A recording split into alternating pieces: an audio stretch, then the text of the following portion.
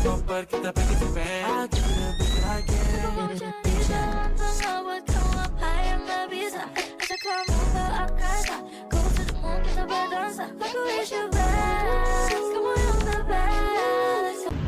guys, nama aku Talita Onuzara dengan NIM 25106040050. Halo guys, kenalin nama aku Wardah Wirina Wafiati NIM 25106040051. Halo semuanya, perkenalan saya Fredrik Indonesia, NIM saya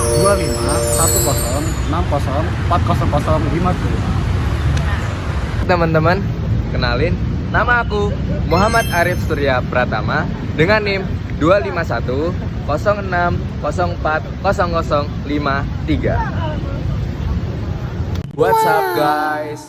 Kok malah cek outfit sih? Ingat, ada tugas UTS Ulumul Quran buat video. Oke, Kita kita dari kelompok 2. Kita akan menjelaskan tentang sejarah turunnya Al-Quran, serta kodifikasi Al-Quran, dan interkoneksi ilmu biologi dengan Al-Quran. Kalian pasti penasaran nih guys ya. So, check it out. Nah guys, kalian tahu nggak asal muasal Al-Quran dibukukan atau dikodifikasikan? Jadi Al-Quran dulu tuh nggak kayak sekarang ya guys, udah cantik, udah bisa dibaca, ada tajwidnya. Nah jadi dulu tuh setiap wahyu itu turun, mereka tuh langsung hafalin apa yang telah diwahyukan kepada Rasulullah Shallallahu Alaihi Wasallam. Selain menghafal Al-Quran, dulu tuh ada sebagian sahabat Rasulullah yang diperintahkan untuk mencatat wahyu-wahyu yang telah diturunkan, yaitu kayak di tulang, di kulit sapi, di pelepah kurma, dan lain-lain. Pokoknya nggak di kertas gitu guys. Wahyu itu emang tidak dikodifikasikan. Setelah Rasulullah Shallallahu Alaihi Wasallam meninggal, ada satu permasalahan yang gawat banget guys. Jadi guys, permasalahan ini tuh munculnya pada masa Khalifah Abu Bakar As-Siddiq, yaitu banyak banget yang murtad, pada nggak mau bayar zakat, terus banyak yang ngaku jadi nabi guys, nabi palsu. Nah, salah satu masalah terbesarnya itu adalah para hafiz pada meninggal di medan perang. Jadi dulu tuh para hafiz tuh pada mikir ya guys, kayak mereka tuh harus melakukan jihad yang membuat pahala mereka tuh tinggi. Nah, dengan melakukan perang ini, mereka kan akhirnya mati syahid karena dia udah mapan gitu guys, sudah hafal Quran, udah mapan. Kalau meninggal di medan perang kan mati syahid. Nah, selanjutnya gini teman-teman. Umar bin Khattab mengusulkan kepada Khalifah Abu Bakar As-Siddiq. Beliau mengatakan, ini masalahnya urgent banget. Kalau sampai para hafiz Quran meninggal dunia, bagaimana dengan Al-Quran? Gitu kan. Terus akhirnya Umar bin Khattab mengusulkan kepada Abu Bakar, kalau kita mengkodifikasi Al-Quran dan kita membukukan saja. Dan karena ini ide yang baru, belum ada di masa Rasulullah, Abu Bakar menolak. Karena pertama, Rasulullah tidak pernah melakukan itu.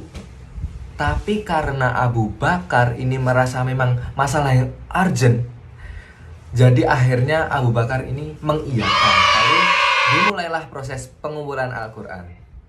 Dan proses kodifikasinya itu tuh cukup panjang ya teman-teman. Jadi dulu tuh Al-Quran itu nggak kayak sekarang. Sekarang tuh udah bagus, udah cantik banget, ada tanda bacanya juga. Jadi sekarang kita udah mudah banget untuk membaca Al-Quran teman-teman.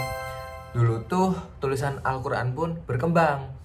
Jadi emang proses kodifikasinya tuh tidak berhenti pada masa Abu Bakar saja, tetapi selalu berlanjut, dan berlanjut. Dan akhirnya pada saat ini kita bisa memiliki yang namanya Mushaf Al-Quran.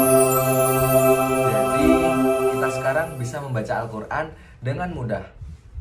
Ini berkat adanya kodifikasi Al-Quran yang dilakukan pada masa Abu Bakar As-Siddiq atas usulan Umar bin Khattab.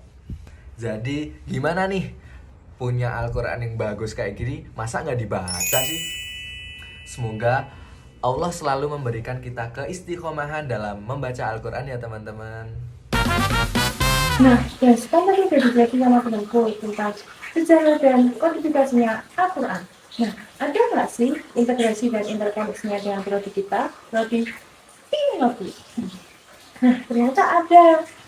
Yang pertama, tentang penciptaan manusia yang dijelaskan pada surat Al-Mu'minun ayat 12 sampai 14 yang bunyinya Bismillahirrahmanirrahim. Walaqad khalaqnal insana min sulalatin min tin, tsumma ja'alnahu nutfatan fi qararin makin. ثم خلقنا النطفة علقة فخلقنا العلقة مضغة فخلقنا المضغة عظاما فكسونا العظام لحما ثم أنشأناه خلقا آخر فتبارك الله أحسن الخالقين.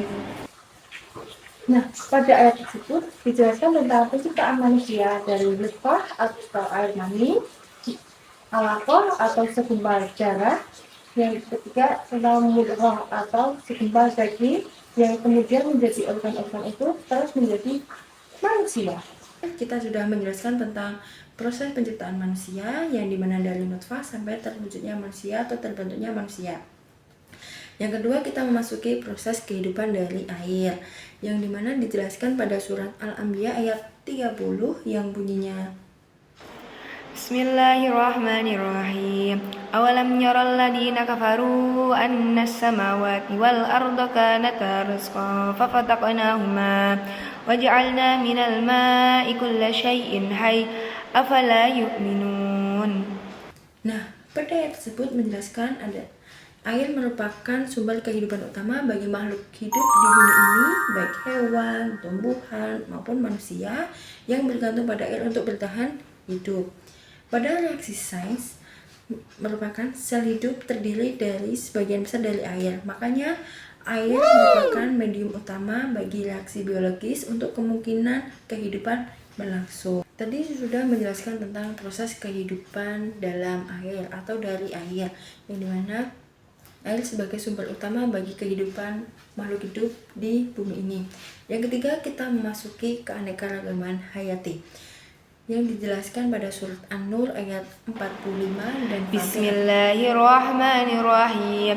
Wallahu khalaqa kulla dabbatin mimma faminhum man yamshi ala batnihi wa minhum man yamshi ala rijlayn wa minhum man yamshi ala arba' yakhluqullahu ma yasha innallaha ala kulli syai'in qadir.